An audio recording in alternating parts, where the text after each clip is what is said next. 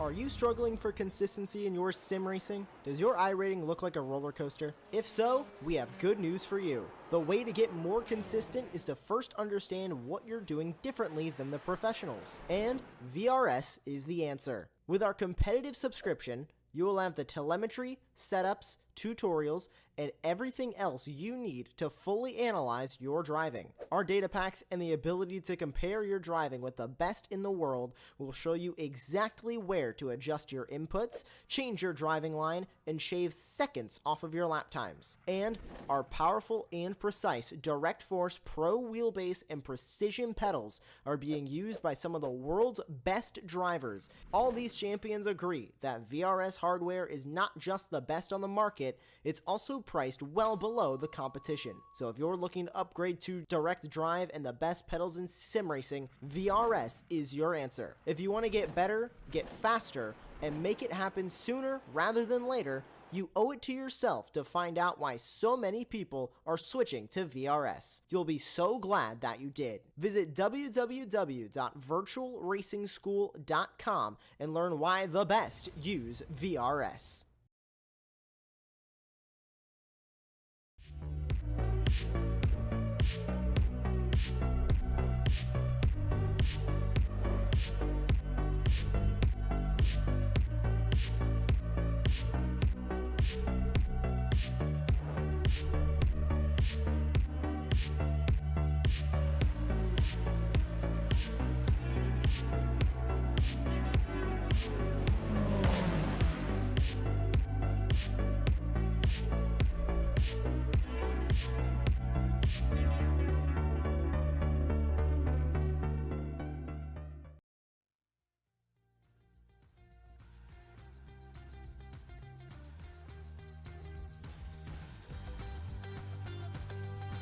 Hello and good evening, everybody. Welcome back to Apex Racing TV and welcome back to the 2024 Radical Americas Championship.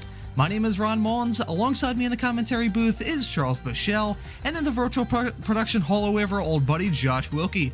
Tonight we head to Laguna Seca for the 8th round of this season, and what a track we're at tonight. Laguna is one of the best circuits that America has to offer, and one of the most iconic as well. However, despite the fact that these drivers are probably well accustomed to this circuit and have driven hundreds if not thousands of laps around here, the Radical SR10 could not give less of a damn about these drivers' comfort zones. So with that in mind, Charles, what are you expecting out of the racing action tonight? This is a great track. Obviously, it's one of our free tracks that you get with the iRacing service. So it gets a lot of use early and often in your iRacing career. So everybody should be very familiar with it. Obviously, a couple trouble spots we'll talk about during the course of the race. The Andretti hairpin, as you see, the car working its way out of pit lane. On the inside of the horseshoe there. So yeah, it's just a fun track. Lots of elevation changes, very tight cornering in certain sections. So it's going to be passing. It's going to be at a premium, and it's going to be a really fun race. I'm really looking forward to it. I think this is going to be a good one. I'll tell you what, from my experience driving this combination this past week in some of the official races, I'm going to tell you this was incredibly tough for me to try and wrap my hands around. And now, granted, I am not the best iRacer on the planet. I am not by any way, shape, or form a good iRacer, but I was having a whole lot of trouble trying to get this car around this track at a reasonable speed, but all these drivers are going to be hauling the mail throughout tonight's racing. And a reminder again, because these broadcasts are spread out a teeny tiny bit here on Apex Racing TV, and we didn't have the Radical European Championship broadcast earlier on today to remind some of you viewers, but here is the format that we have for this series. We have a 10-minute long qualifying session, solo qualifying, that we're currently in right now as our Apex Racing TV colleague J.R. Gregory starts what's going to be his first of 4 qualifying laps at his disposal, and then we're going to go straight into a 15-minute long sprint race, followed by a small little warm-up. The 15-minute sprint race will set the grid for a 45-minute long feature race that we have later on this evening. So quick reminder about the format that we have here as well. And I'll tell you what, we are coming up towards the end of this season. I mentioned in my open that we are on the 8th round of this season, only going to have 4 more rounds to go after tonight. And really, considering the tracks we'll be running at, including Phillip Island, Brands Hatch, Sonoma, and the Nordschleife, I feel like this is going to be the last slice of normalcy for these drivers this season. What do you think, Charles? Yeah, you may be right. Seems like a tough one, although I will say I like the Phillip Island circuit.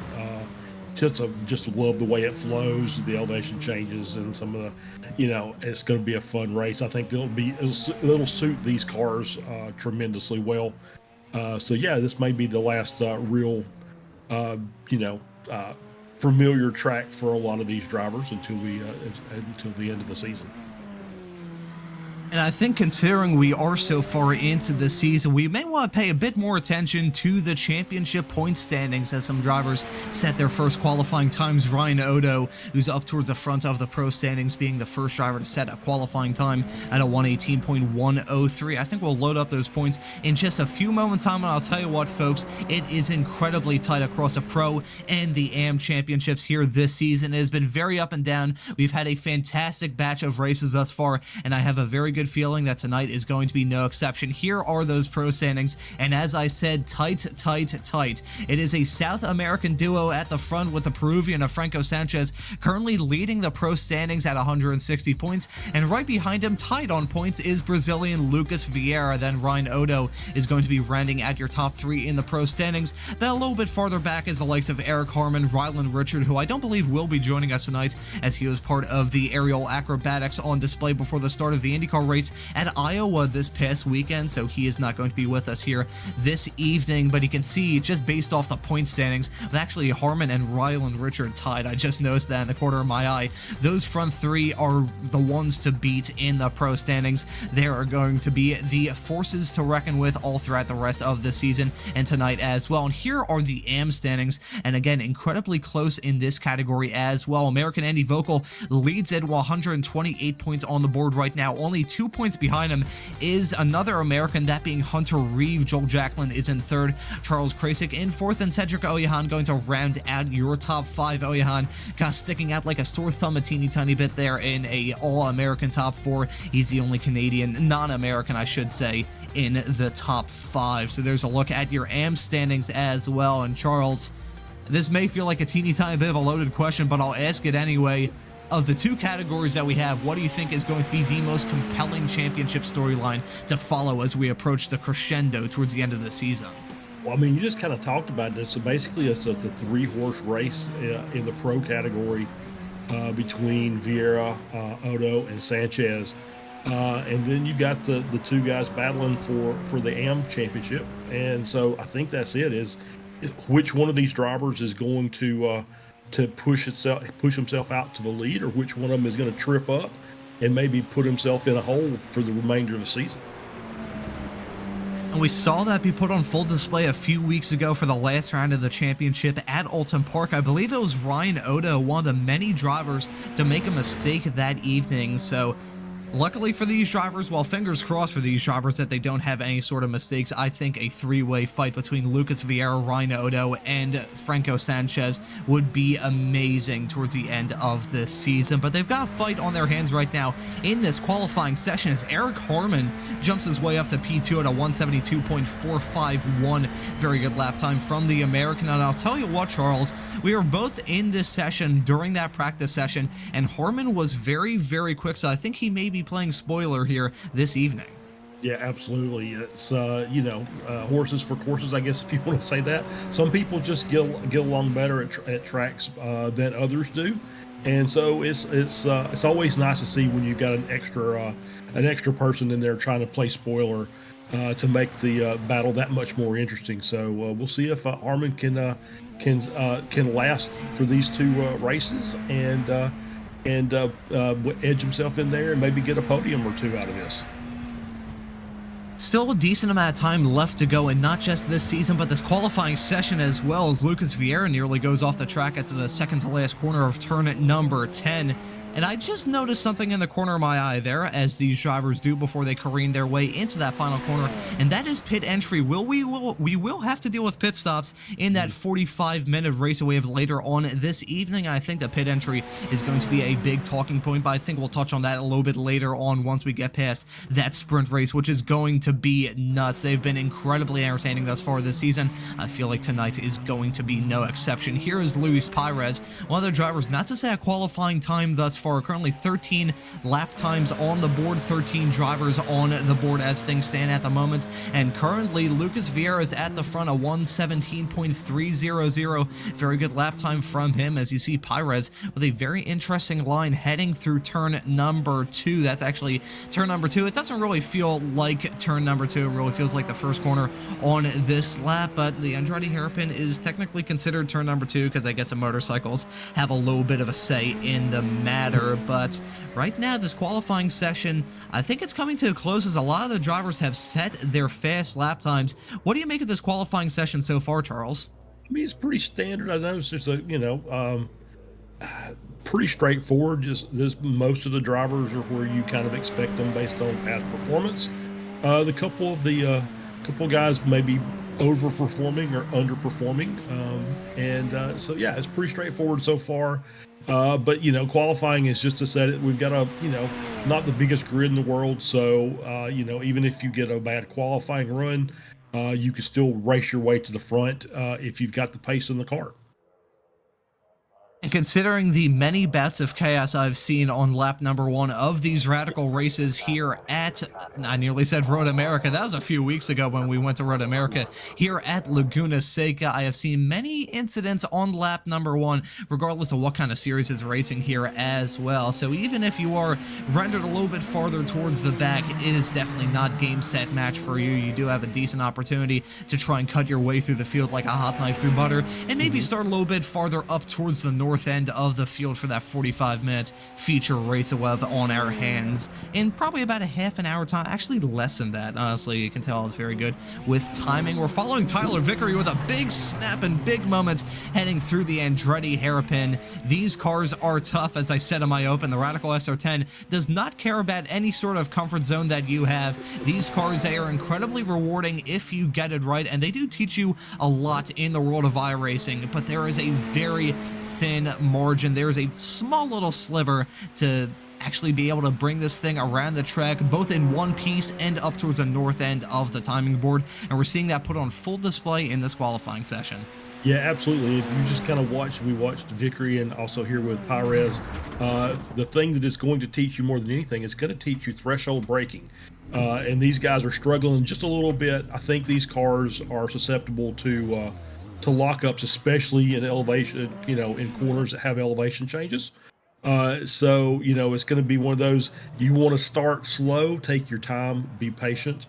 And I know that's, if you look in the iRacing rules, the word patience is in there very sporadically.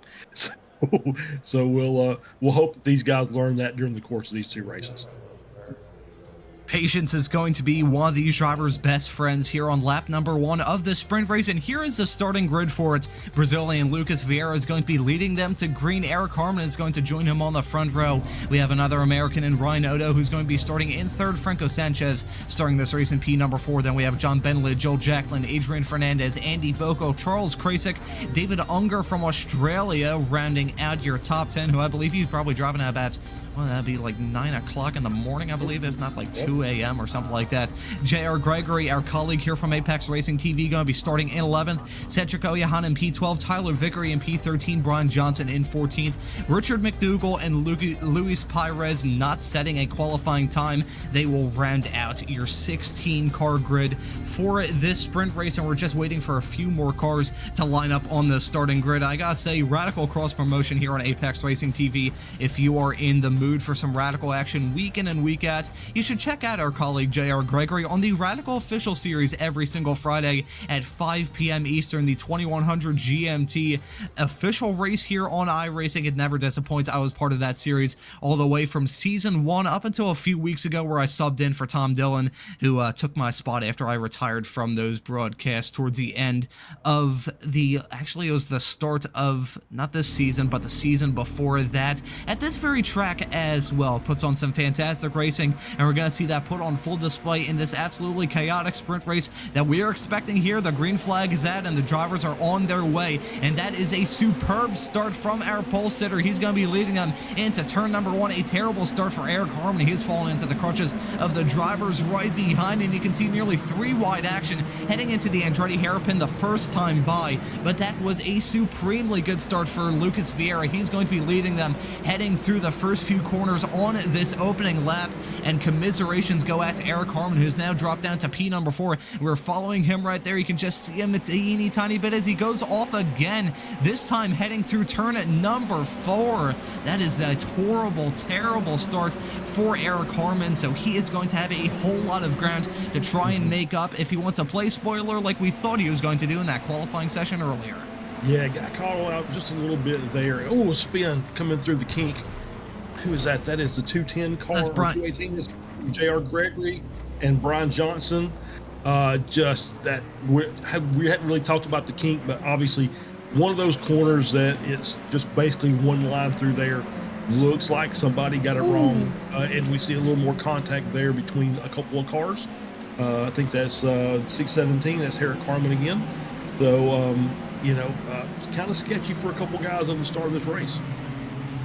I believe that was Eric Harmon banging wheels with Andy Vogel. That was incredibly tense heading through rainy curve of turn number 9. These kinks are not going to be helping out these drivers. We just saw that incident involving our colleague J.R. Gregory and Brian Johnson, as we see nearly 3 wide action heading into the Andretti hairpin the second time by. Joel Jacklin looking to try and hold on to that P9 spot. Cedric Oyahan was looking to try and sweep his way around the outside. I believe it was David Unger or Tyler Vickery that was actually trying to make it 3 wide heading through the Andretti hairpin, but this man, Lucas Vieira, he has gone off to a flying start in this race, currently about 1.3 seconds in front of Franco Sanchez in P2, who's about a half a second in front of Ryan Odo in P3, and we've seen this throughout the season for Lucas Vieira. Once he gets to a point and once he gets into his comfort zone, he just starts to drive off into the sunset. So at this point, Lucas Vieira, at this stage, he needs to limit those mistakes and try and keep his nose on the grindstone, because as it stands at the moment, he's starting to lose those 2 behind. Yeah, he is. He's got a nice second and a half lead. I think it was helped by with the battle going into turn 1 on lap 1 that caused Harmon to drop back a little bit, and then a little further back as we see Vogel just knife edge there coming out of turn 10. I think is that 10. So it was the penultimate corner there. Just so far, like I said, a couple sketchy things. What I thought was interesting at the start of that race, it looked like Sanchez, I don't know if he hit his lights or if he hit his pit limiter going down into turn 1, but I definitely saw headlight flashing. Like maybe he was using the pit limiter to help brake the car going down into 1 as we see his spin in the background there. I think it's Fernandez. I think that may possibly be McDougall. I'm not too sure. Either way, we have a whole lot of replays to look at here of a very chaotic first 3 laps of this race, and some side-by-side action with Adrian Fernandez and Joel Jacklin heading into turn number 5 right there.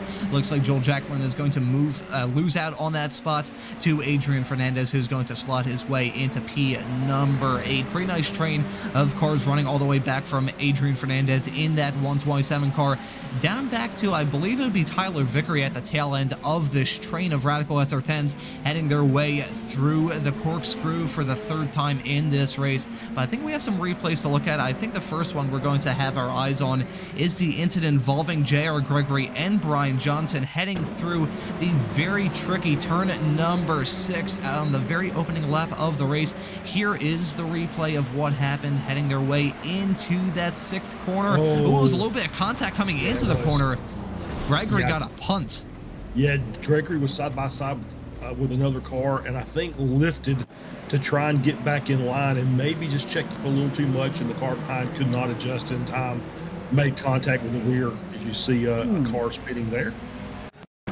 believe that may have been Cedric Oyahan that went for a spin. We'll try and find that replay in the not too distant future, but here's another angle, this time riding on board with Brian Johnson, heading into that turn number 6, and not really sure what to make of that incident, Charles. Of course, that extracurricular contact at the end was very unfortunate, as more side-by-side action here involving Adrian Fernandez and David Unger involved in that, along with Joel Jacklin. Unger getting a very nice move done on Joel Jacklin to slip his way into P number 9. Very nicely played from the Australian to slip his way. He's currently running, it would be 6th of the pro drivers right now, a little bit farther back of Eric Harmon, who's the last placed second to last placed pro driver as it stands at the moment. But yeah, man, it's been, we were expecting the start of this race to be quite dramatic, and I think we got that just right off the get-go. Yeah, I think you're absolutely right, and it's not unexpected. You know, most races in iRacing start with a little bit of a kerfuffle in turn 1. You probably remember the ones that don't have incidents more than you do the ones that do, just to be fair about it.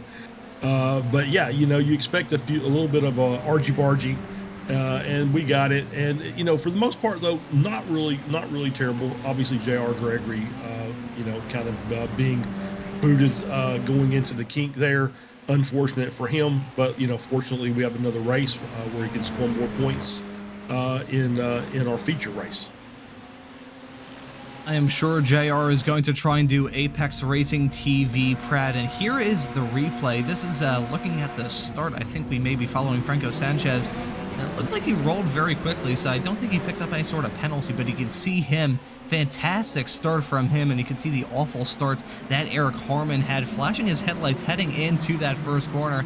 Maybe a little bit of showmanship from Franco Sanchez. I'm not entirely sure what that was. I've never heard of the pit limiter braking strategy, but maybe that could be the reason why Franco Sanchez has qualified that car pretty decently and is now running in P2. I mean, if it works, use it, I think is the rule, right? So I don't know if that's what he intended to do.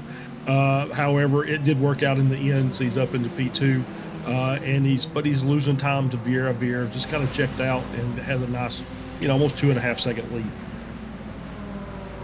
And that is a good start for Vieira. He's doing what I kind of suggested him to do. And hey, I'll tell you what, for any driver who races in an Apex broadcasted series, do not listen to my driving advice. But I guess he did listen to my driving advice in a way, because he has put his nose to the grindstone and has extended that lead over Sanchez, as has Sanchez compared to Ryan Odo in P3. Those two were separated by about a half a second not very long ago. But as you can see, just in terms of last time by, he extended that gap by about 0.3 of a second. So Ryan Odo dropping back a teeny tiny bit, and you can still see Eric Harmon contending very, very nicely, quite quick, and keeping pace relatively so with those drivers running in the top 3.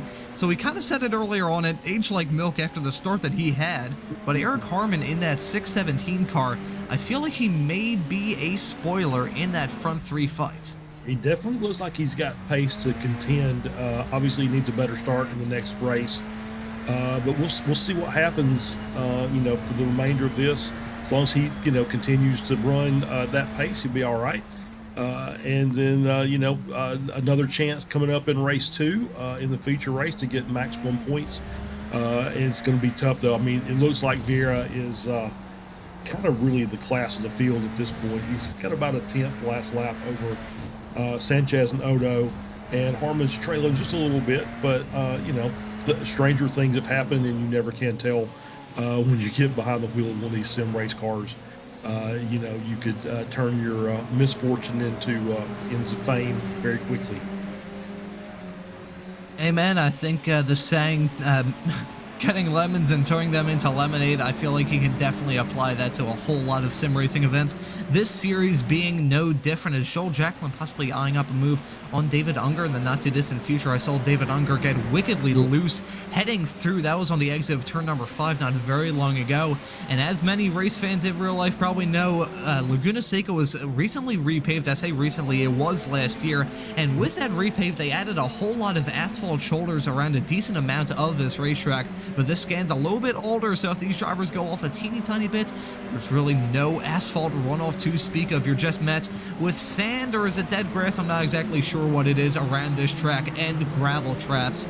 A very unforgiving track surface and runoff area, I should say, around this circuit. So any driver that trips up a teeny tiny bit is going to be in for a world of hurt. That, or they're going to have a move put on them, like Fernandez. He's trying to get the move done on Krasik, heading into that Andretti hairpin. Textbook stuff from the driver of the 127 car to slip his way into P2 in that AM category.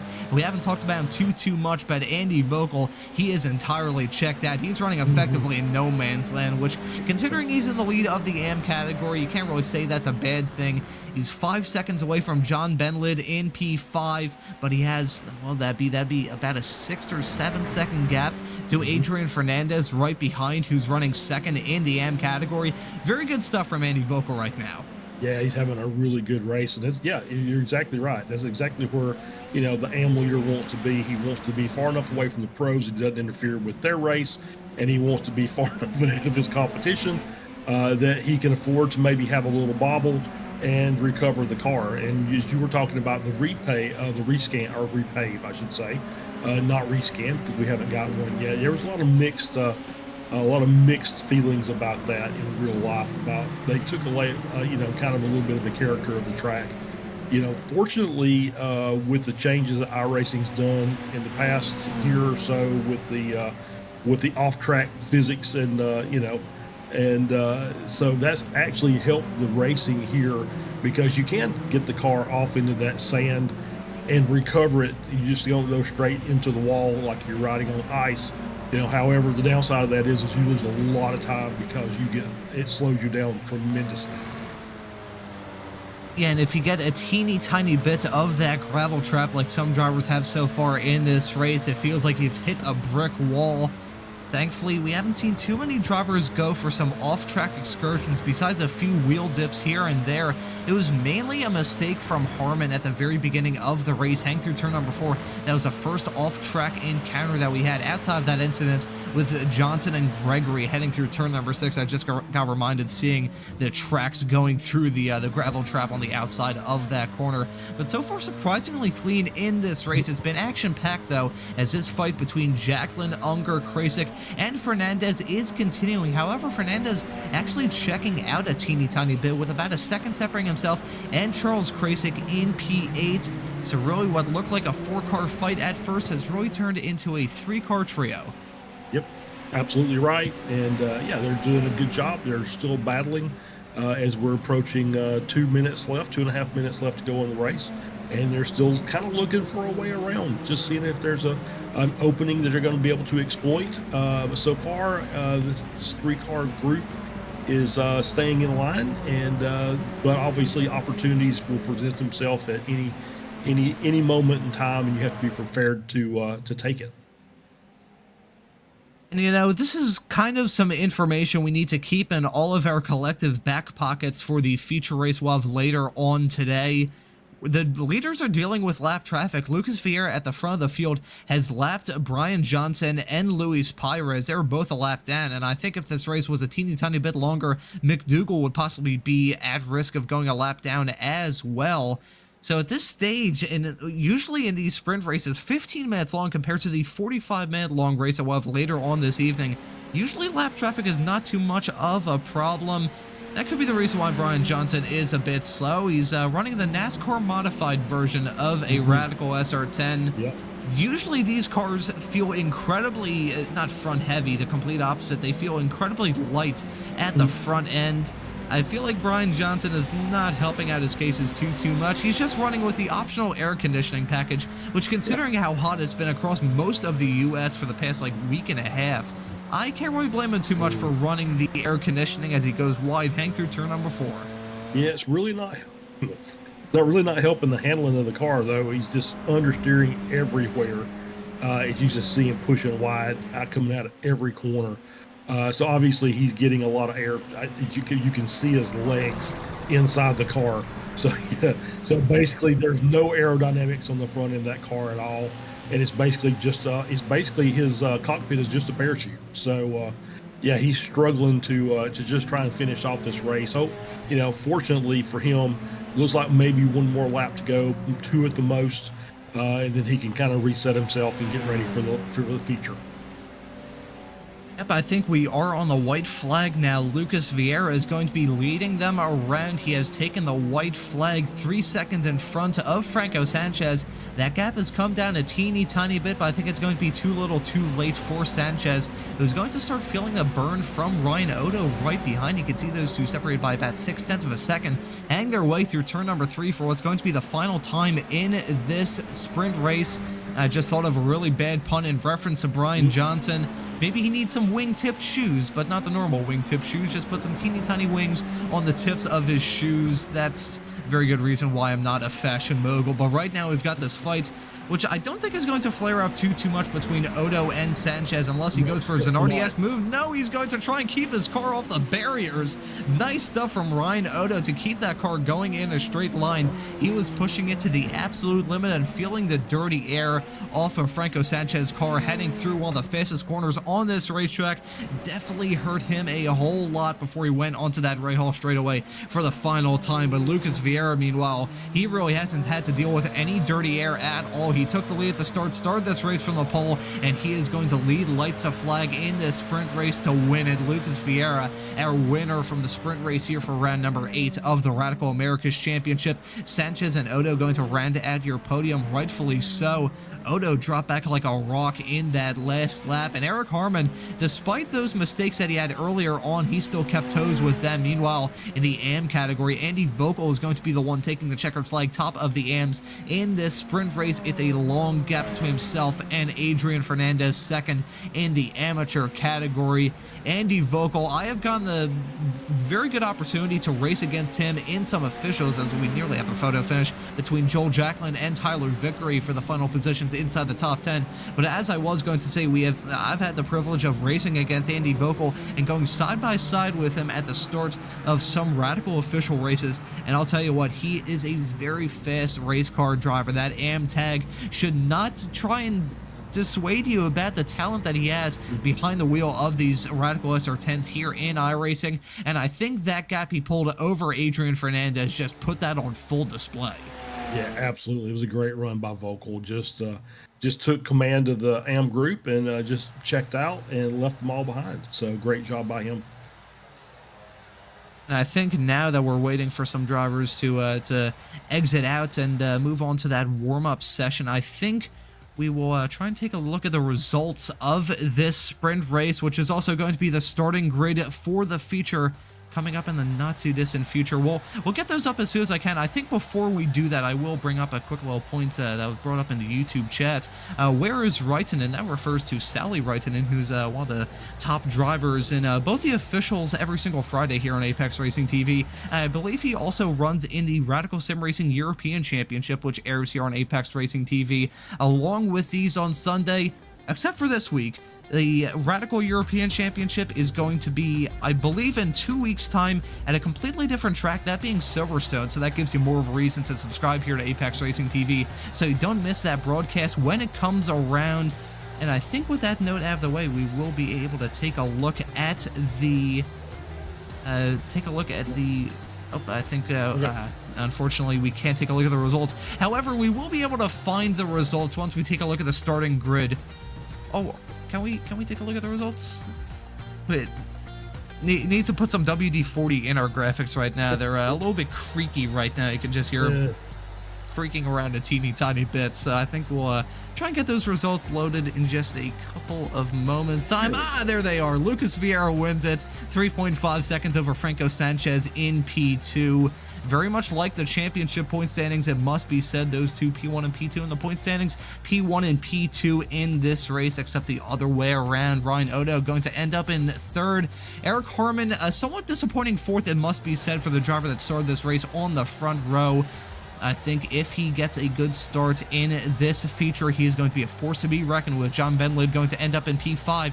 Andy Vogel in 6th. Adrian Fernandez in 7th. Those two end up P1 and P2 in the AM category. David Unger going to end up this race in 8th. Very nicely played from the Australian. Tyler Vickery going to end up in 10th. And Joel Jacklin will round out your top 10 finishers. Yeah, Cedric Oyon in 11th, Charles Krasik in 12th, Brian Johnson in 13th, Richard McDougall 14th, Luis Perez in 15th, and J.R. Gregory rounds out your 16-car finishing order. Okay, so those are the results, and we do have a warm-up session on our hands right now. We're a little bit into that, and as I've said multiple times on these broadcasts of the series, this is pretty much the calm before the storm. There's a whole lot of stuff we need to keep in mind for the feature race that we have 45 minutes long. Pit stops, big part of that race. We have seen races in this series so far this season decided primarily by the pit stops, with drivers not ticking off the small little box with the changed tire bun. It has ruined some drivers' races. At this stage of the season, I still wouldn't rule out mistakes like that, Charles. So pit stops, do you think they're going to be just as important as they have been before, or do you think there's a small little curveball which is going to affect these drivers more? Well, I think it is. I think there's always, pit stops. We talk about it every race that we do a broadcast for, how critical pit stops are. Just not necessarily, getting everything checked properly, but your pit entry and your pit exit, trying to maximize your time. There's so much time that can be gained by a good pit entry and a good pit exit. Especially here, you mentioned it a little bit right before the start of the sprint race. It'll be difficult for you to get a pit entry speeding. However, there is a very, very high probability if you come in there too fast, you will end up hitting the pit wall, because there's a 90-degree turn coming into pit road.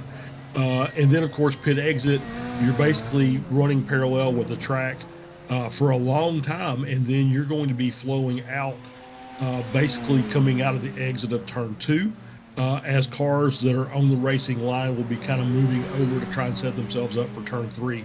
So you have to be very careful there as well. So, you can't also, I was going to say you can't win. You can't actually win a race by a good pit entry or a good pit stop.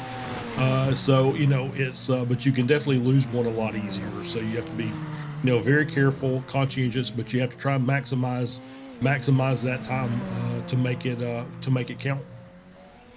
And occasionally in these races, we have seen chaos flare up as well. Usually, in the earlier stages of the season, we would always have a chat with Tyler Vickery, one of the racers in this series, who put on a very hard fight during that sprint race. But every single time, he just gets hit by a falling anvil. We have a chat with him. The next thing you know, like 2 turns into the race, just... There we go. The sound effect was a little bit late. Hopefully that got picked up on the microphone. Those who get where that sound effect came from, you can say that in the YouTube chat. But every single time we talk to him, he seems to get hit by a falling anvil, so I don't think we'll bring him into the commentary booth here for this race meeting, just for his own sake, So I think we'll just focus on the facts here and focus on the stuff that we have at hand for this feature race. 45 minutes long, a much bigger challenge than what we have, as Charles, you expertly pointed out and broke down. The pit stop's going to be a big factor in this. You can't win a race through a pit stop. Well, you can certainly lose a race through a pit stop, and you can end up falling into a fantastic spot to end up winning these races with a pit stop that goes your way. Driver's saying some times in this warm-up session right now, not too indicative. I will say decent lap time from David Unger in this only 5-minute long warm-up session, so not a whole lot of time for these drivers to go out on track. Some of these drivers probably using it as an opportunity to go use the restroom before this extended 45-minute race that we have coming up for you just about now. So I think we'll take a look at the starting grid for this feature race. Lucas Vieira going to be leading them to green as he did in that sprint race. Is he going to go for the double tonight? We'll just have to wait and see. Franco Sanchez going to join him on the front row. Ryan Odo in P3. Eric Harmon in 4th, looking to try and not repeat that terrible start that he had in the sprint race. John Benlid going to start this race in 5th. Andy Vogel is going to be the highest starting M driver, going for the double yet again in the 6th spot. Adrian Fernandez in 7th. David Unger in P8. Tyler Vickery in 9th. Joel Jacklin in 10th. Cedric Oyahan in P11. Charles Krasik in 12th. Brian Johnson in 13th.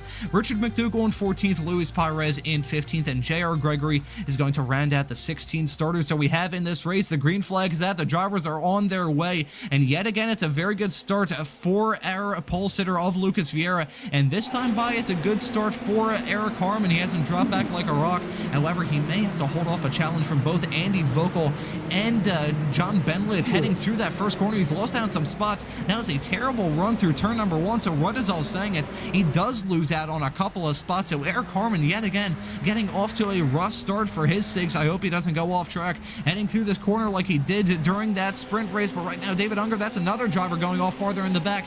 Oh no, I think I may have pulled off a terrible commentator's jinx. I think that may be Tyler Vickery getting hit by that falling anvil yet again. I'll take a look at my live time screen. Yes, it is Tyler Vickery.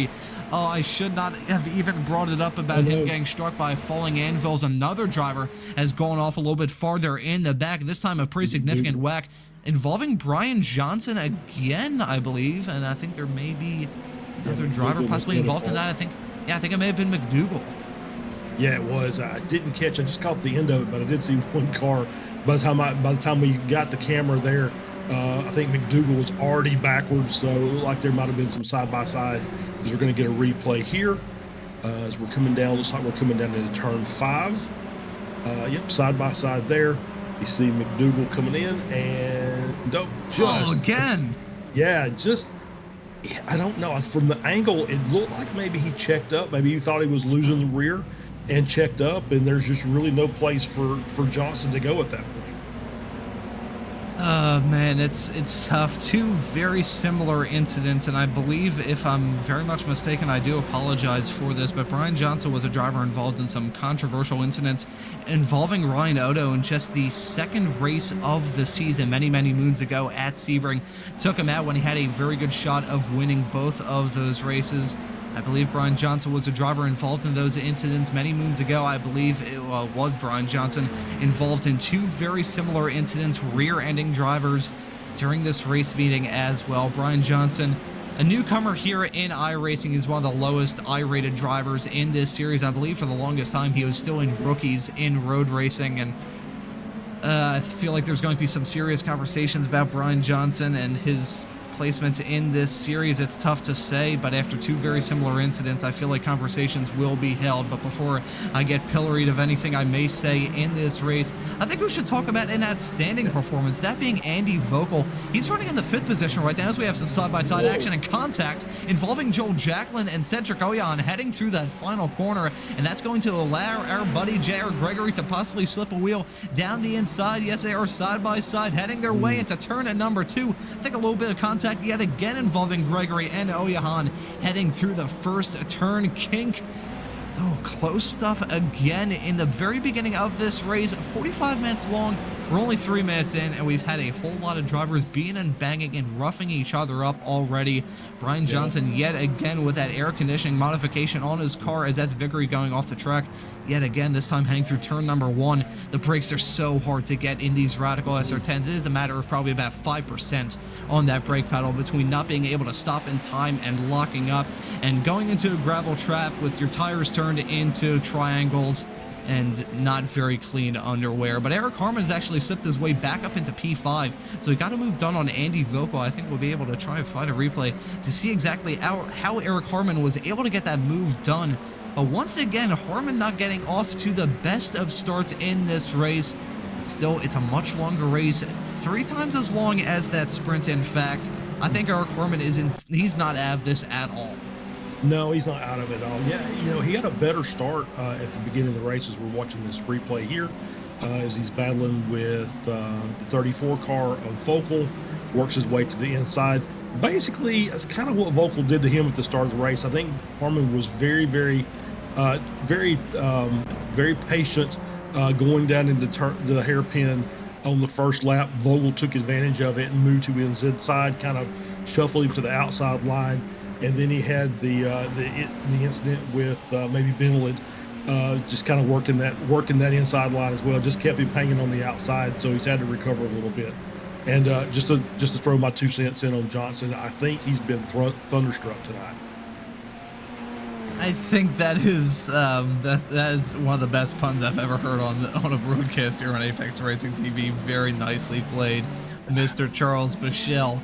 Oh, that was a good one. Anyways, moving on from that, we're looking at Adrian Fernandez running 2nd in the amateur category yet again, as the case was in that sprint, he is starting to lose touch of Andy Vogel, currently separated by about 1.1 seconds, teetering around that 1.1, 1.2 second barrier.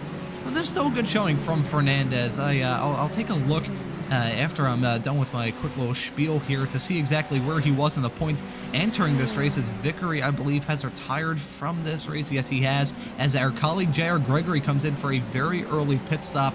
But Fernandez doing himself some pretty good favors as things stand at the moment, running second in the AMs, and he has a pretty decent gap between himself and P3, that being Charles Krasik. So things going quite nicely for Fernandez as J.R. Gregory comes in for our first seemingly scheduled pit stop. Yeah, it's 5.5 or almost 6 minutes in. I don't know. I think we were talking about 35 minutes or so on fuel for these cars for this race. I think it may be a little early. I think he may have to come back in and stop again to just try and top off a couple of laps worth of fuel. But I'm sure if he thinks he can make it, he'll absolutely try and stretch it as long as he can just to avoid a second pit stop.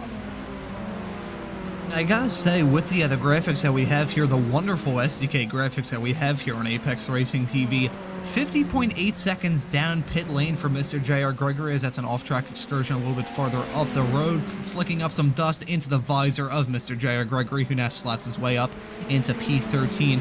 Actually, correct me, it was a 50.5 seconds down pit lane. But I think of all the tracks that we've visited so far, Charles, that may be the longest pit lane excursion that we've had all season. So maybe that could be another factor in terms of these drivers picking what strategy they go for tonight. Yeah, I think you may be right, because it is a long pit lane. You know, obviously very tight entry, but then the pit lane itself is long, and then you have to get through all the pit boxes.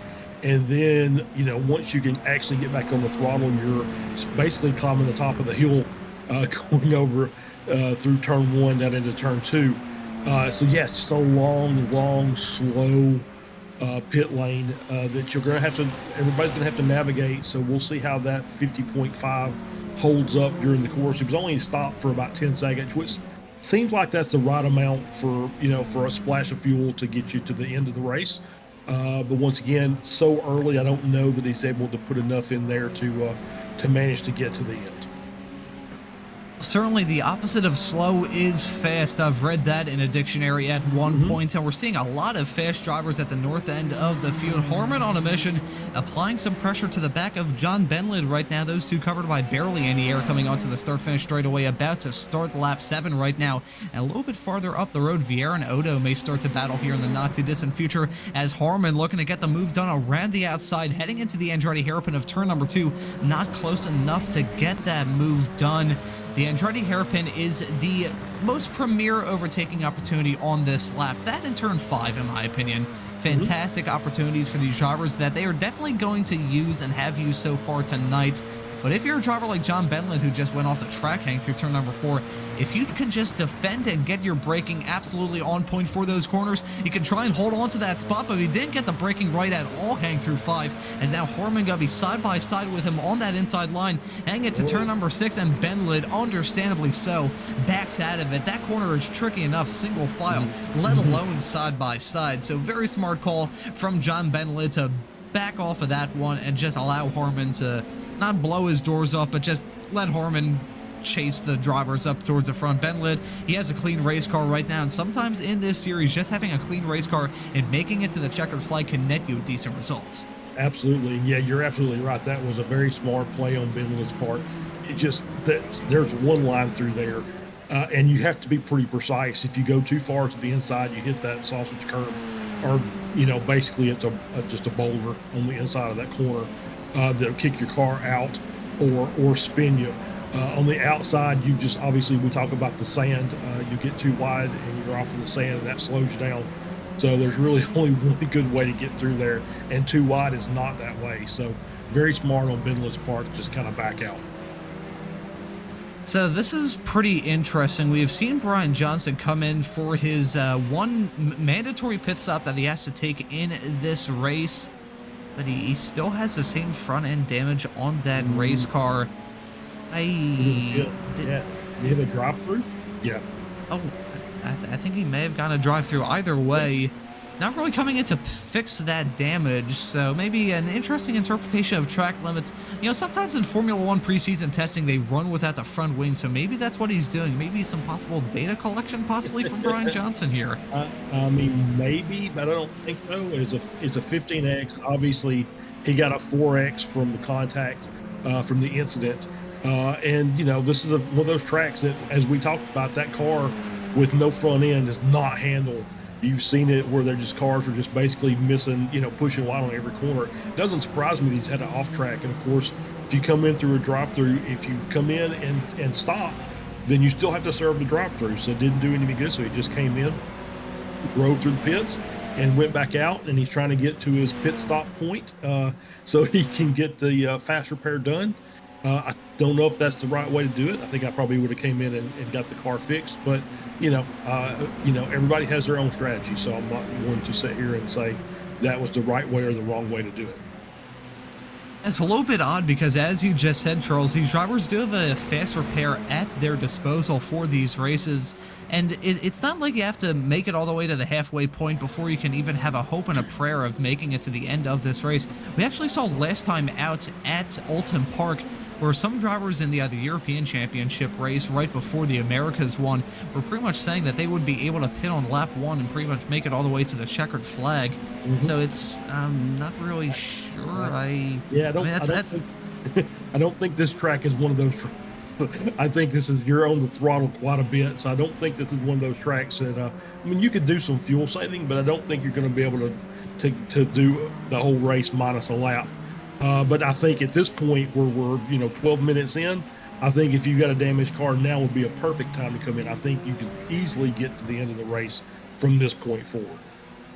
I think by this point, the front of Johnson's car has probably already been sold to some random person in the Philippines on eBay right now. But anyways, moving on from that. Oh, boy. Lucas Vieira is still leading this race. However, he's starting to feel more and more pressure from Ryan Odo in P2. And right as I was about to mention that Sanchez was closing in as well, he's actually lost a decent amount of time in the first part of this 10th lap of the race. And they are also catching up to some lap traffic, that being Luis Pires, who's just gone off the track and is going to play the sportsman role and get out of all of their way down that Rahal straightaway before they head into the corkscrew. But Odo closing into Vieira. Sanchez also there to pick up the pieces if those two come to blows. We've seen some drivers make contact at the north end of the field. I believe, I forget exactly the name of the driver, but all the way back at Sao Paulo a couple weeks ago, very early on into the season, we saw an incident involving Vieira and another driver at the north end of the field while battling for the lead. We haven't seen it between Vieira and Odo just yet, although they were being and banging and roughing each other up during that Oulton Park race just a few weeks ago. So Sanchez at this point, despite the fact he's about a second and a half off of our leader Vieira, he's still a driver we need to keep our eyes on if these two come to blows. Yeah, absolutely. I think you're absolutely right. I think this is kind of what we expected from the start of the first race, is these three drivers up front battling for the race win. Still plenty of time. You're only a second and a half back.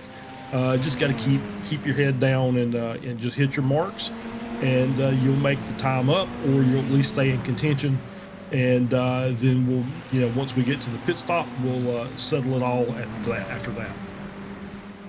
We still have to think about those pit stops, but right now this battle is quite interesting. The battle in the AM category, not as interesting, I will say, to be brutally honest. Vocal still continually pulling away from Fernandez. It's not like he's just blowing his doors off and driving off into the sunset. However, he is slowly but surely extending that gap in the amateur category. Those two separated by 2.1 seconds. 2 seconds, 2.1 seconds, teetering around that range as they're towards the end of this lap right now. Again, still solid stuff from Fernandez running in P7, and he has a 6-second gap to David Unger there in P number 8. So Fernandez at this stage, he is, I wouldn't say he's cruising, he is still pushing that Radical SR10 and trying to keep it on the racing surface. But at this stage, Adrian Fernandez doesn't really have to push too hard. Maybe he's resigned himself to the fact that, actually that sounds a bit mean. I mean, P2, that's still a good result, so you can't really be too upset about that. No, I mean, you always go out to try and win every race, but you at least, you want to make sure that you get your best result. You don't want to do anything that potentially will cause you to lose points as well. So I think he's running a pretty good race so far. He's 2 seconds back. So he's managing the gap. He's not really getting left. So like I said, still 30 minutes left in this race. So there's still plenty of racing left to do. And if you want to take chances, you just kind of wait until the latter part of the race. Maybe you get lucky with some lap traffic and tightens that gap up for you a little bit. And then you can go to work from there. And this would be a side-by-side fight if McDougall was on the lead lap. However, that was J.R. Gregory running in that 11th position, lapping McDougall, who was involved in that incident towards the beginning of this race. We have gone over the points that sprint race was. We're over 15 minutes in at this rate. There's some interesting stuff that we are seeing. Vieira's starting to slowly extend that gap between himself and Odo, despite that Odo just set the fastest lap of the race last time by. Sanchez still close as well, 1.1 seconds off of Odo, who remains our P2 runner. This is kind of a flip of what we usually see in the series, as I believe they are coming up to Pyrez yet again.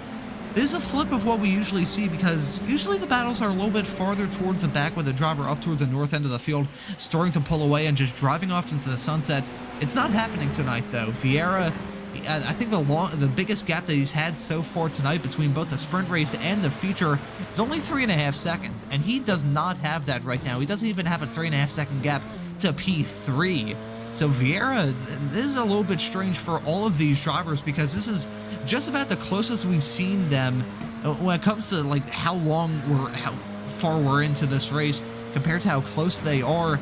Usually they're a little bit more spread out than they are right now, Charles. So some drivers possibly entering some unknown territory.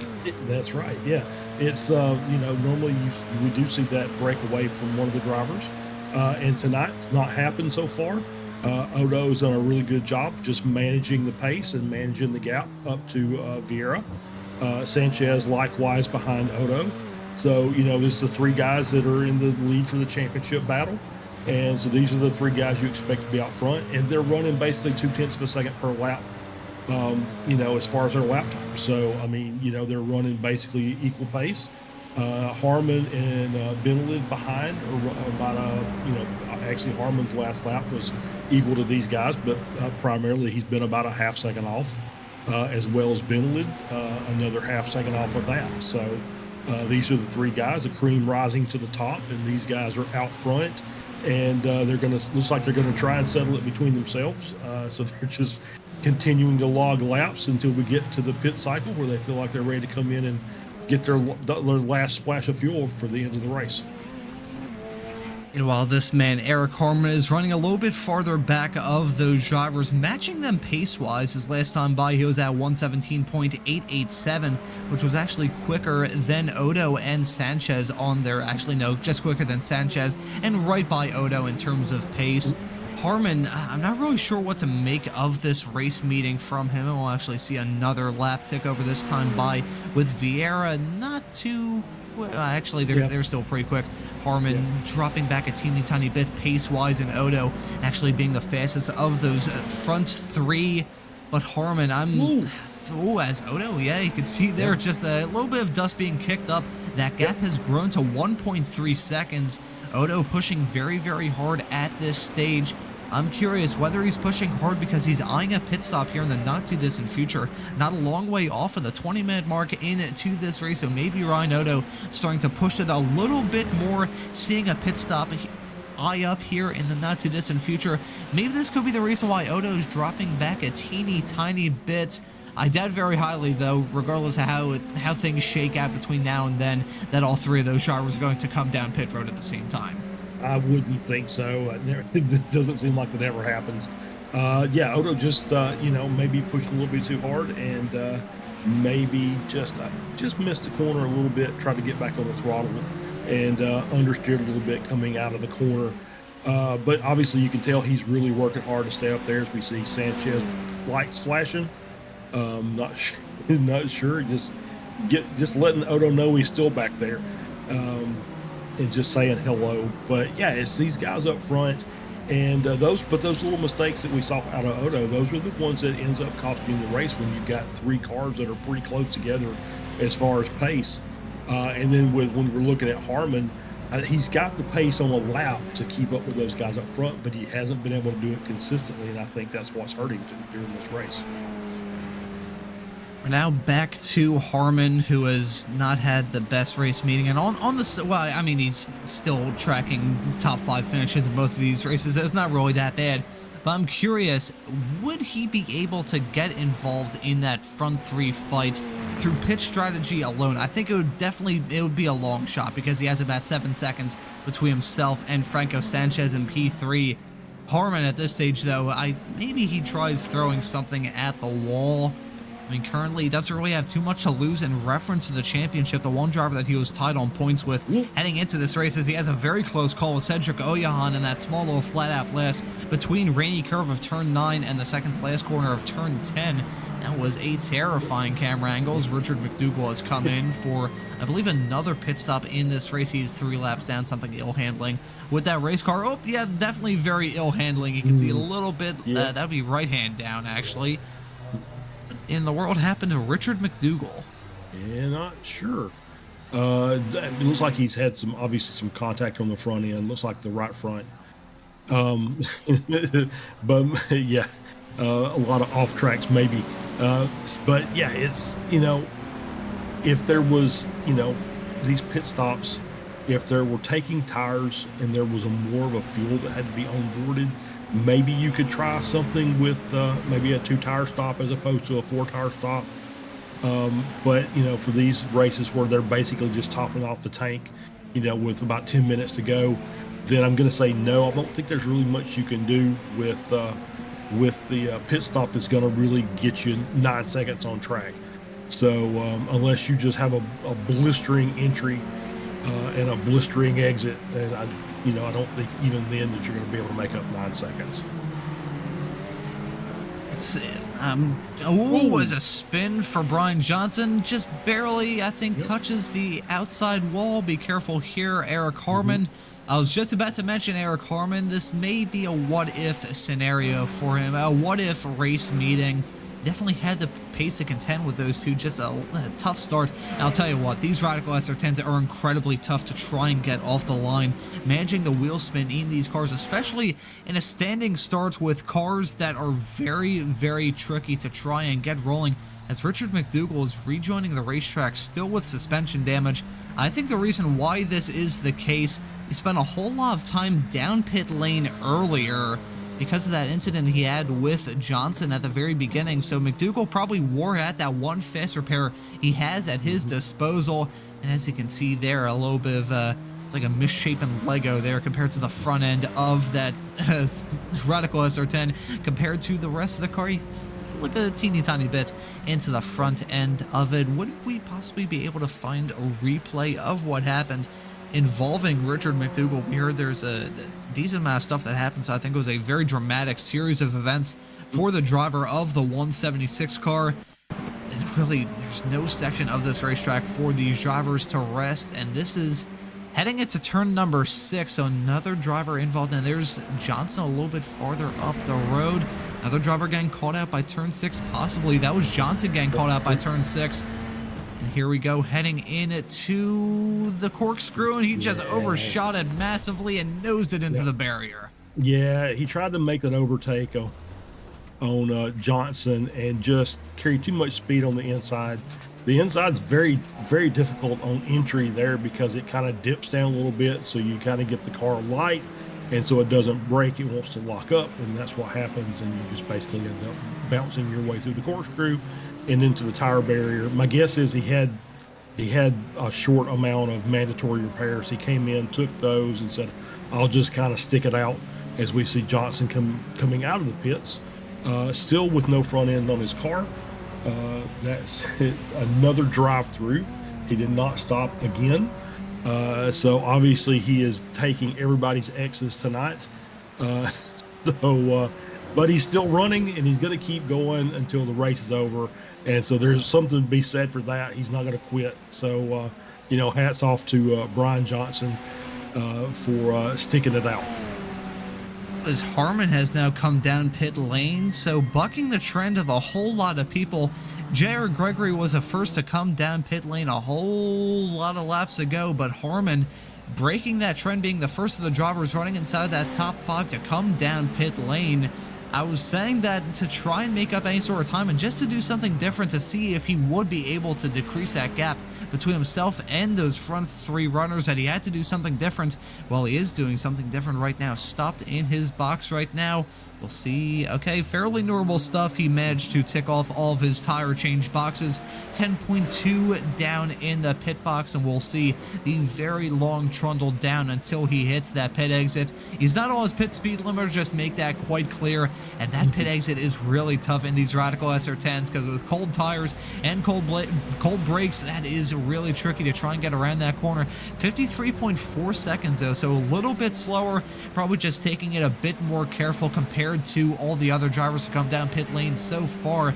53.4 is quite slow, actually. I think about 3 seconds slower than our old pal J.R. Gregory, who spent less time in the pit box, but it was only about 0.4 of a second.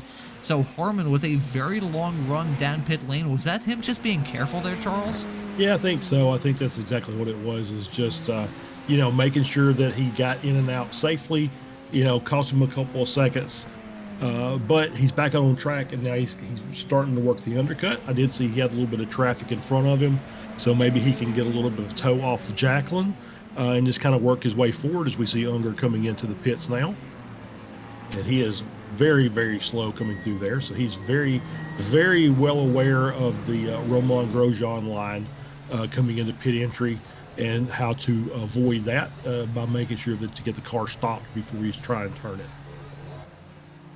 Okay, can I just make quite clear here, JR? Are you referencing when he drove the Acura into the wall on pit exit? I mean pit entry. Just this is completely unregarded to the race, yes. But is that the incident that you're referring? Okay, just want to make sure. Yeah, he was doing something with the TCR, I think, and just drove it basically straight into the pit wall as he was trying to make that corner. So yeah, that's the moment I'm referring to. I just want to make sure, because I know there is a very dramatic IndyCar race at Laguna Seca at the very end of the 2023 season. I remember tuning into that, and I'll tell you what, folks, that was an odd one to watch, that's for darn sure. Thankfully, we don't have any full course yellows in this Radical Americas series. Otherwise, we will have spent a decent part of the opening laps of this race under yellow. Considering the incidents we had on lap 1, Tyler Vickery was involved in those. Sadly, he is retired from the race in 16th. McDougall and Johnson were involved in them as well. McDougall has had to come in for multiple drive-through penalties and still has some damage, I believe, on that Radical SR10. You can see not really driving straight and true is that 176 car heading his way through the corkscrew right now. He is 4 laps down, then a little bit farther up the road is Brian Johnson. He's running in 13th in front of Luis Pires, who I don't believe has been involved in an incident right now. Just getting some seat time out there right now, and seeing the leaders a whole lot. I think Luis Pires has seen the leaders more often than the likes of John Benlett and Andy Vogel have, because the leaders have just checked down. Luis Pires is, well, you can see really big lockup heading into that final corner. Yeah, these cars are really, really tricky, and I think Luis Pires is just trying to get a grips to it. Yeah, absolutely. I think he's basically saying, look, I'm gonna finish the race. I'm gonna stay out of everybody's way, but I'm gonna try and work on getting better with this car. You know, there's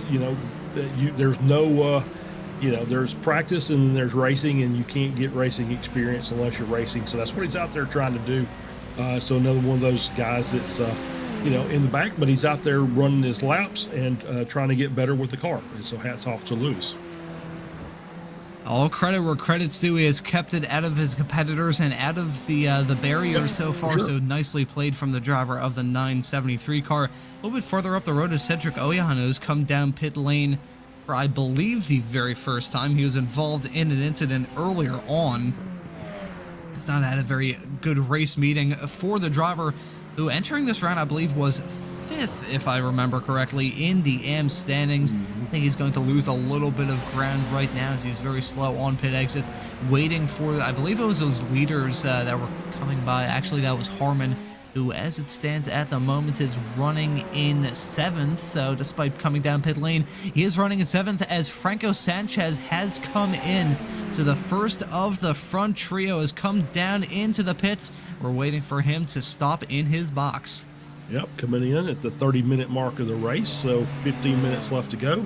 Said now's a good time. He's taking the slow trundle up into his pit box, which is going to be up near the top of the, well, there we go. So up near the top of the hill.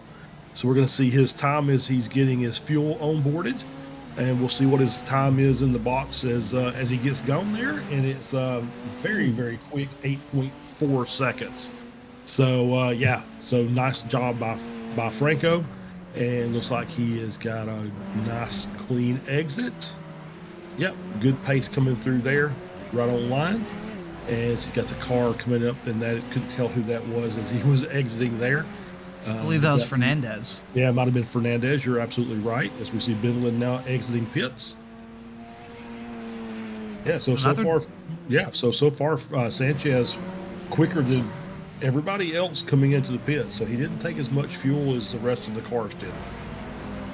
I guess at this rate, with now only 14 minutes left to go, he can afford Lucas Vieira coming in to cover off that challenge from Sanchez.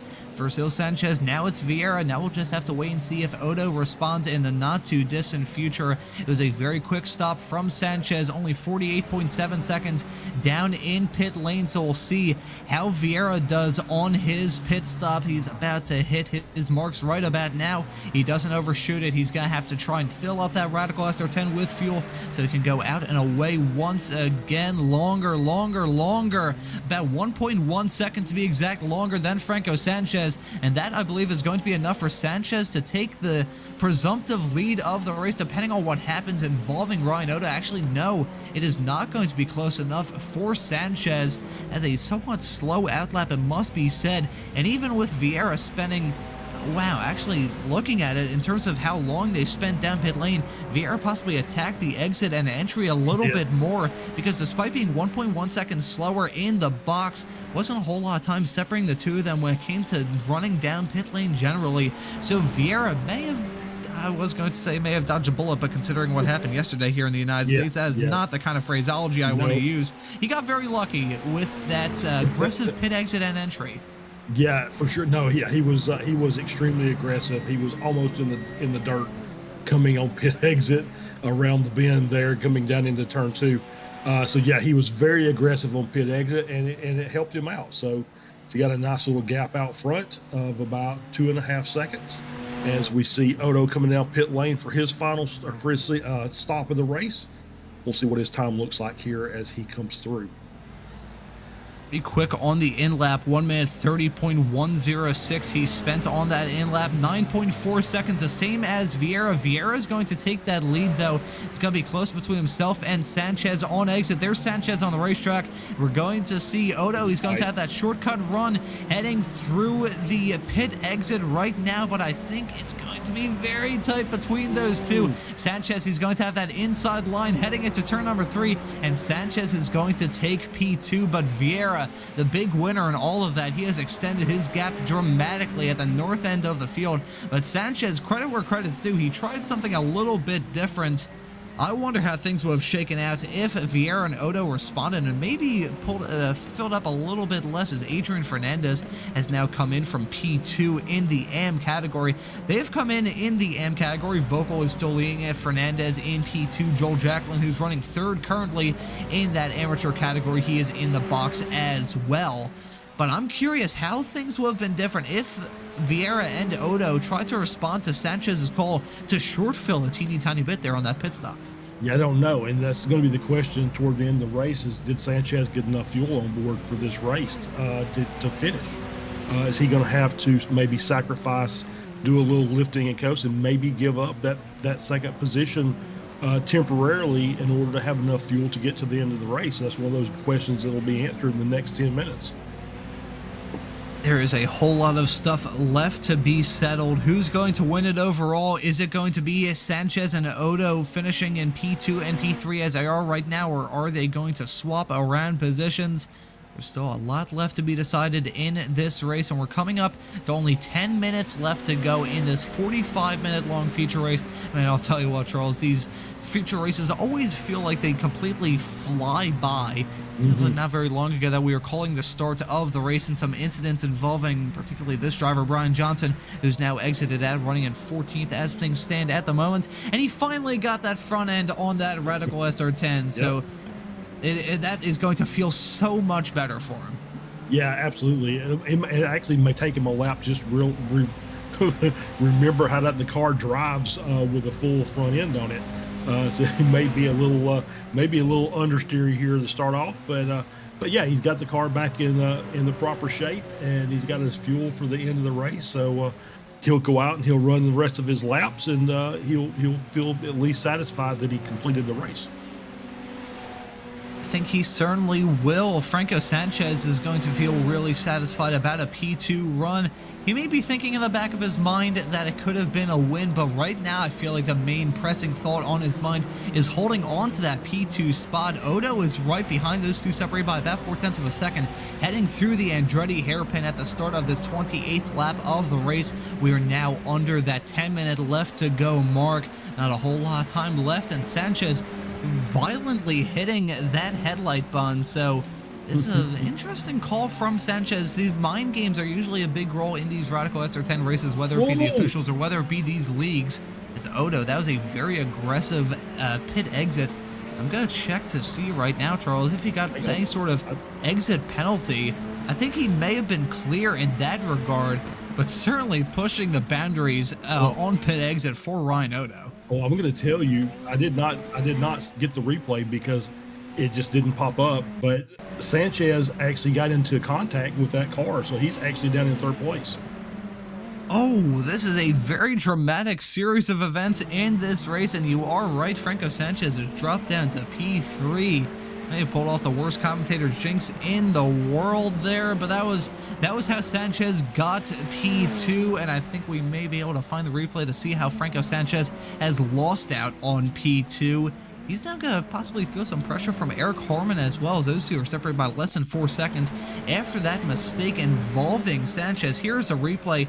Oh, I think there may have been some lap traffic involved in that. That's McDougall right in front, and McDougall is going to be the one that cuts in front of Sanchez. Didn't get the best angle in the world, I'll be honest. My track map was kind of blocking the view of that. Riding on board with Odo, who I think just got an absolute blessing towards the end of this race. It's a little bit of both parties involved in that. McDougall not really yielding too much, but Sanchez going for a little bit of a kamikaze dive heading into turn 5. I think is exactly how I saw it as well. I think it was McDougall was just running his line. I don't think he thought that Sanchez was going to try and go from that far back, and just kept on his line, maybe a little bit off the apex. So maybe it kind of looked like he was going to give the apex up to Sanchez, and Sanchez says, "I'll take it." And then McDougall said, "No, I wasn't really trying to give it to you." And they made contact. Sanchez spun, and so now Odo's up to second, and he's 4 seconds behind Vieira. That is heartbreaking for Franco Sanchez, but it was aggression that really sent him off the track in the first place. And I feel like, could we possibly take a look at another angle of that, Josh? Because it's a bit of both. We'll take a look at it from Sanchez's point of view. I noted that he was flashing the headlights very frantically, so feeling a whole lot of pressure from Odo, and that was just a dive from way too far back. Upon that view from the overhead shot, I feel like that's entirely on Franco Sanchez. Yeah, I think you're right. I think obviously you'd like to see McDougall recognize that he's got two of the lead cars behind him, and just kind of give there and let him have the corner. But he's entitled to run his race and run that line, and I think it was a little bit. I think it was Sanchez putting himself in a bad situation. I won't say it like that. Obviously he could have done things a little better, been a little more patient, waiting till they get on the exit of that corner to get the run going into the kink, and that probably would have been better for everybody. There's Odo around. Another front runner getting involved in incidents involving another lap car. This time I believe it's Brian Johnson, and this time it's hanging through the final corner of turn number 11. We're gonna find a replay. Thankfully for Odo's sake, he has not lost out on P2. However, any chance that he had of contending with Lucas Vieira and closing that gap in the dying stages of this race has pretty much entirely disappeared. And here is it, following Brian Johnson, and we don't really see Odo in this shot at all. I think it was just a mistake from Odo that Johnson got in the midst. Oh no, it was a spin for Brian Johnson, and Odo coming onto the scene, and oh, he just does a sympathy spin. That was just all by himself. So just two drivers having a similar mistake heading through the final corner. And man, Ryan Odo, oh man, that's, I gotta say for Brian Johnson though, that is going to be very relieving from his perspective. Like, oh man, I just had that spin hang through the final corner, and then you see one of the top running guys in the series have that exact same mistake a few seconds later. Bit of deja vu going on here at Laguna Seca. Yeah, a little bit. Yeah, it was, and it was Vieira that was coming behind Johnson, and saw that spin up close and personal. Luckily, was able to clear it, and then Odo, just with a simple mistake coming into that last corner.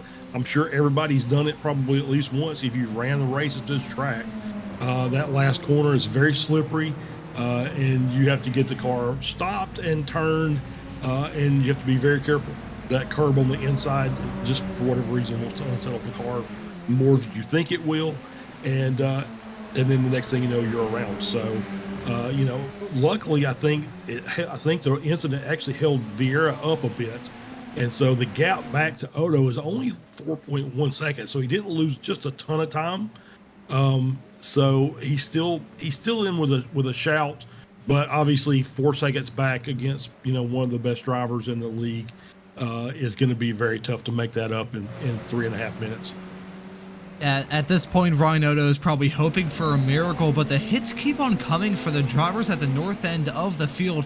First, it was Sanchez with that kamikaze dive on McDougall that he definitely regretted as soon as he went for it. Then it was Odo going for a spin all by his lonesome with this man, Brian Johnson. So we don't have the Winter Olympics coming up for another 2 years, so some drivers doing some synchronized figure skating, heading through the final corner, some synchronized spinning at least. But then the hits kept on coming as Vieira, as you pointed out there, Charles, he hasn't really pulled away, and not the last time buys. He's now set at 117.570. He's dusted himself off after being about 5 seconds slower. He was in the 1-minute 22 range on that previous lap. So either Vieira was just painfully slow out of that final corner after that spin involving Brian Johnson, or there was something else that happened on that lap that slowed down Lucas Vieira a whole lot. And Harman wasn't away from that either. He was only about 4 seconds off of Franco Sanchez not very long ago. He's currently 23 seconds off of our leader, Lucas Vieira. So I think there may have been some more stuff going on. Here's what happened with Vieira, we believe, heading into the Andretti hairpin of turn number 2. It had been a half spin. Yes, it was. It was a half spin. Hang through that first corner. Oh, a small little mistake, but it cost you a whole lot of time in these Radical SR10s. And with that spin, that may not have cost him a whole lot of time up front. But then you also have to deal with those tires being incredibly overheated. This car is all about small little windows. It's small little windows with the brakes, small little windows with the throttle response, and small little windows with the tire temperatures as well. Too cold and you're going to skid off, too hot and you're going to spin off. So Lucas Vieira very lucky to keep that car going after that off-track excursion. And speaking of an off-track excursion, that was a driver off a little bit farther in the back. I believe that was McDougall that went for an off-track moment. Heading around the final corner. This has been a very strange end of this race, Charles. I'm not going to lie. It has. I kind of said it a little earlier. It's those little things, those little mistakes that ends up costing you the race. And all three of our leaders have had something happen that you normally wouldn't see. You'd normally, these guys are just so good running up at the front of this pack week in and week out. That you don't normally expect them to have those little mistakes like that, but yet all three of them had some kind of little incident, either by themselves or with somebody else, that it just ends up slowing them down. And we could have had a very nice battle between for second place between Odo and Sanchez. We could have had a very nice battle between Odo and Vieira had Odo not made the mistake in the last corner. he would have made up that time. He would have been right up on the tail of Vieira. But say everybody's had some little incident.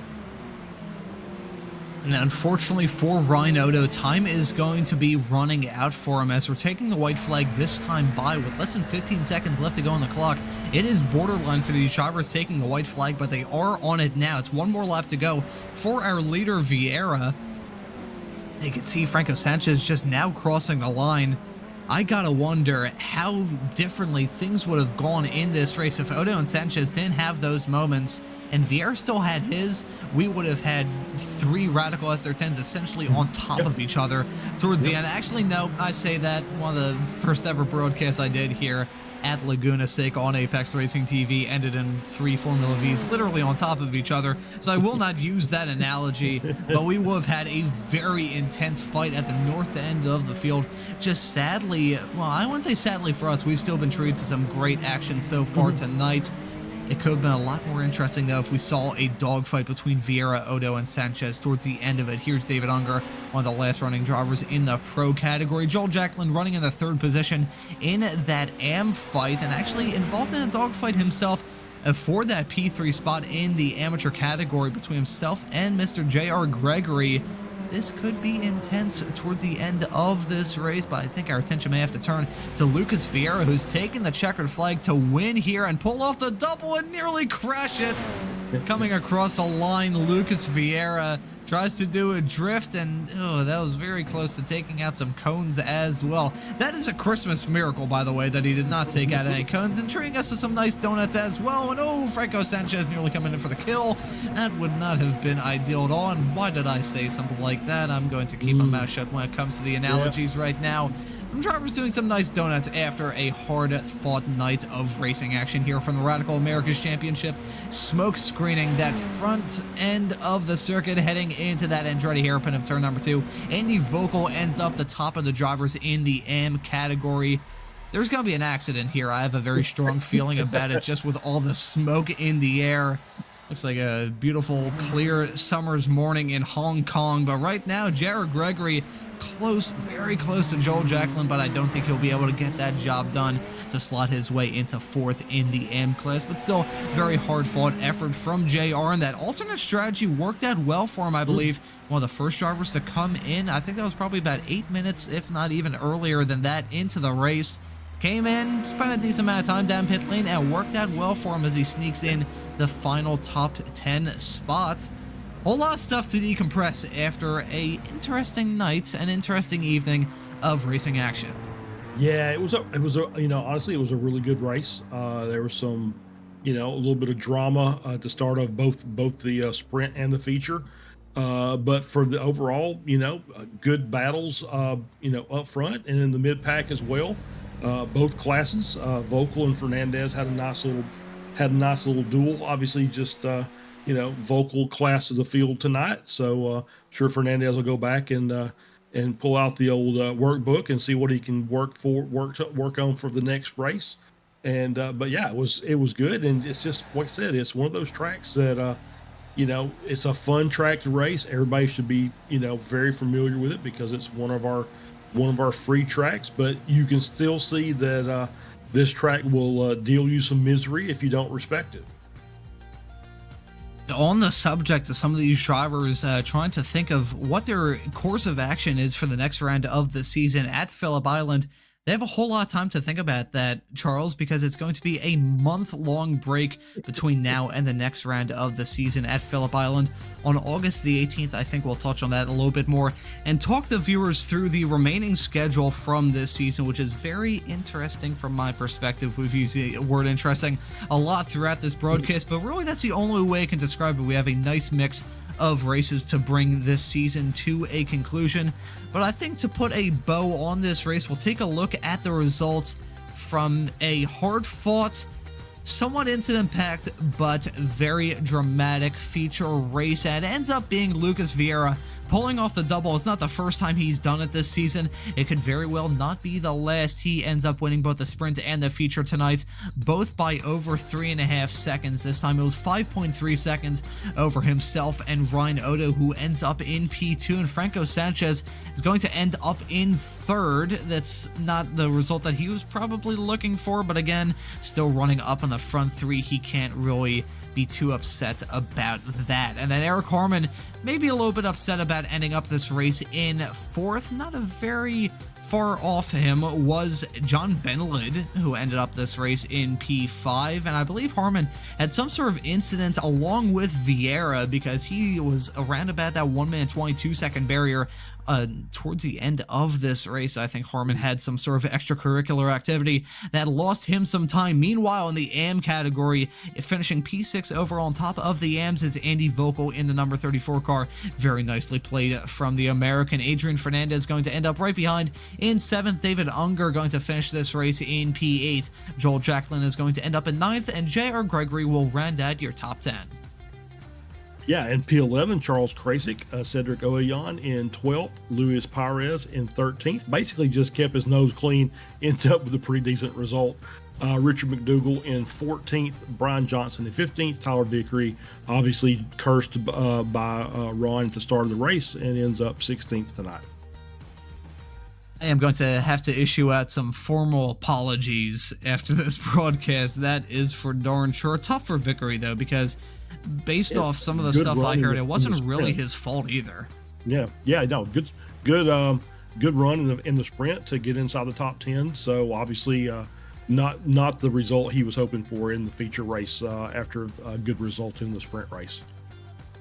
But again, on the ying of some of these drivers looking to carry the momentum through to the rest of this season, he has a lot of time to decompress and try and put this race behind him. Again, 1 month until the next race of this Radical Americas Championship at Phillip Island. And I think we have a driver waiting in the interview waiting area, and it's been a little while since I had a chat with him, that being about a week and a half. It's our old buddy J.R. Gregory from the Radical Officials. I'll drag him up here to have a quick little chat. This is very odd from a person who I used to be in the commentary booth with, but JR, thank you for joining us in the commentary booth. It's kind of a reversal of a couple months ago when you were interviewing me during a Radical Official race at Sebring, but a very hard-fought afternoon from your perspective at a track that you've been to in real life. Talk us through the action from tonight. Oh my gosh, it was brutal, and for the viewers, I'm well aware that I finished only in P4 in 10th overall, but there was no one else waiting, so I just wanted to stop in and say hi to Ron and Charles and thank him for their work. But my goodness, Ron, starting in DFL, which, as you know, is a term of art for definitely far from the lead. I have my work cut out for me. I'm not sure what happened on the start there. A bunch of people didn't move. I got a 4X right off the line. And then, it was all uphill from there. I tried the undercut. I think I got maybe one position out of that, and really wanted that P3 at the end when the guy I was following hit that slow car coming down the hill off the corkscrew. I thought I could weasel it down the inside and get that P3 away from him, but was not quite able to pull it off. But I still had a good time. Well, is it okay if you can talk us through that fight towards the end of it, because it was pretty close between you two even after how things shook up on that last lap. I think it was about 0.6 of a second between you two at the end of that race. So just talk us through being able to get up into that position and what your thoughts were heading into that fight.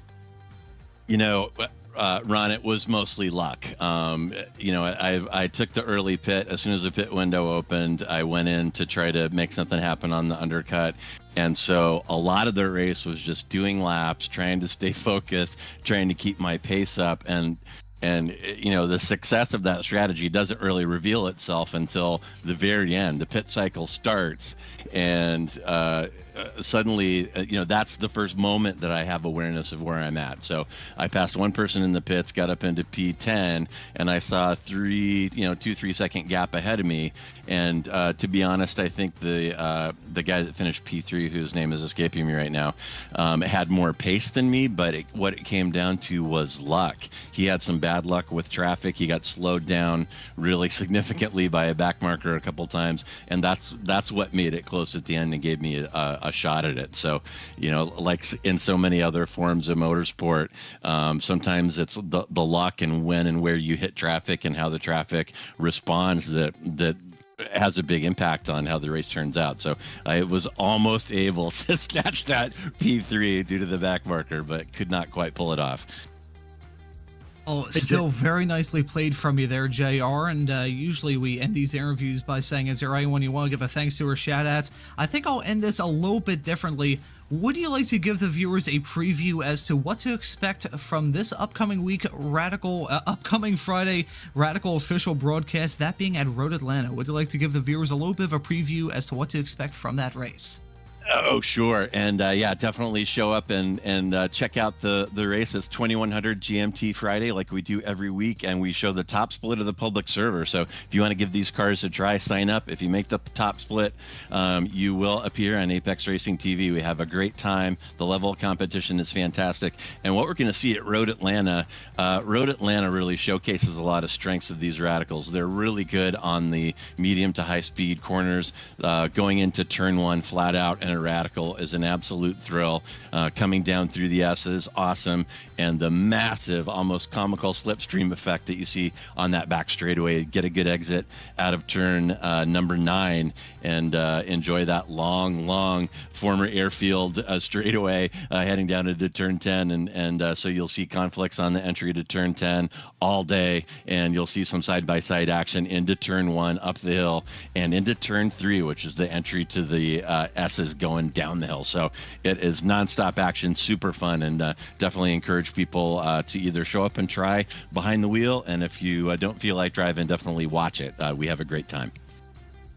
Well, thank you for that preview there, JR. Excited to see the kind of action we always expect week in and week out from the Radical Esports Cup. Congratulations on the P4 run tonight, and excited to see you not only on those Friday official broadcasts, but also at the next race of the season at Phillip Island. Thanks for joining us, man. Awesome. Thanks, you guys. See you later, Charles. All right. Have a good one.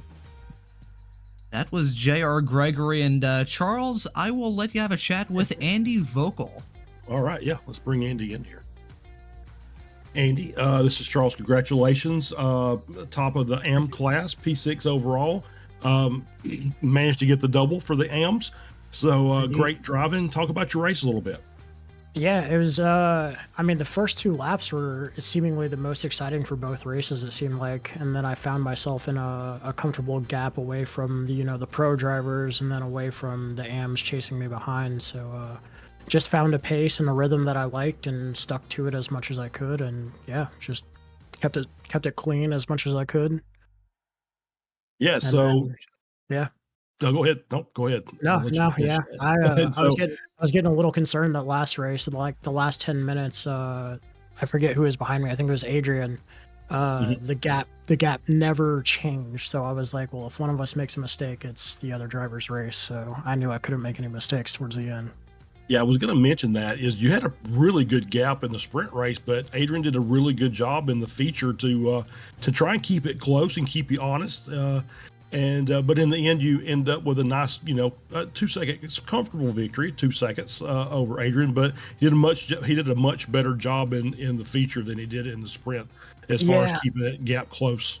I know in the feature it was getting a little jumbled up in whatever's going on behind me, and I wondered if he got damage or something like that, and that was slowing him down in the feature. But I haven't gone back at the replay and looked yet.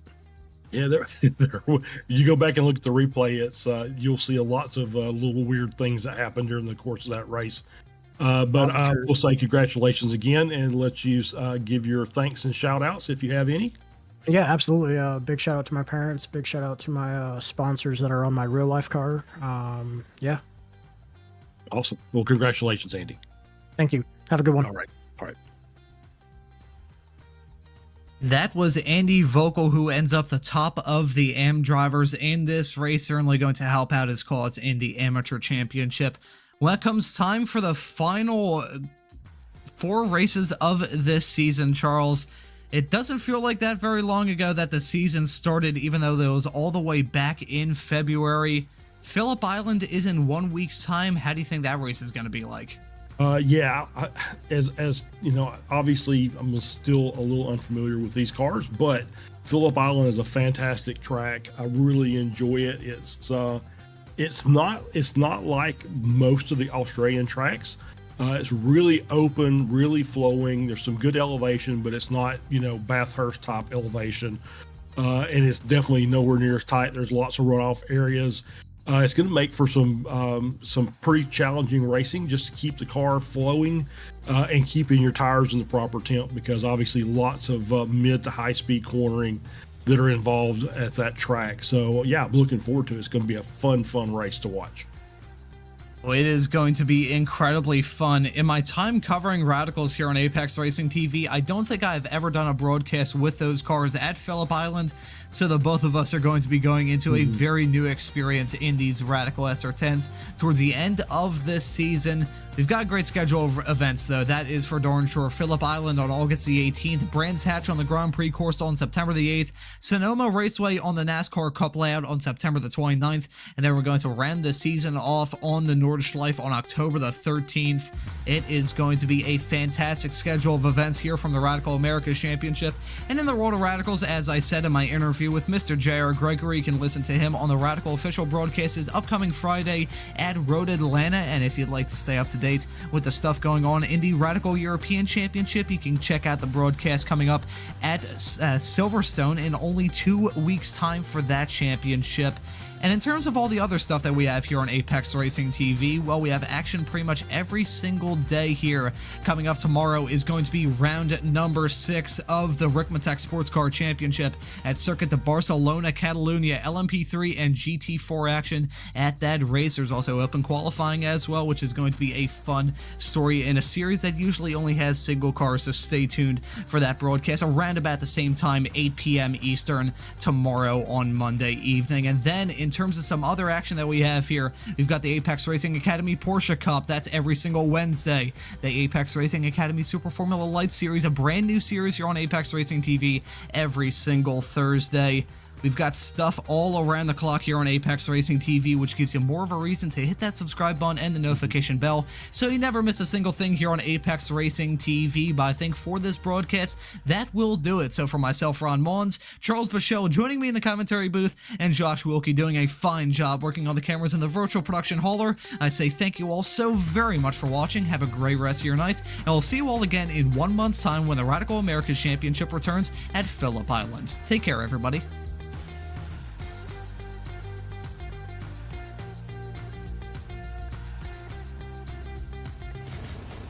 Are you struggling for consistency in your sim racing? Does your iRating look like a roller coaster? If so, we have good news for you. The way to get more consistent is to first understand what you're doing differently than the professionals. And VRS is the answer. With our competitive subscription, you will have the telemetry, setups, tutorials, and everything else you need to fully analyze your driving. Our data packs and the ability to compare your driving with the best in the world will show you exactly where to adjust your inputs, change your driving line, and shave seconds off of your lap times. And our powerful and precise Direct Force Pro wheelbase and precision pedals are being used by some of the world's best drivers. All these champions agree that VRS hardware is not just the best on the market, it's also priced well below the competition. So if you're looking to upgrade to direct drive and the best pedals in sim racing, VRS is your answer. If you want to get better, get faster,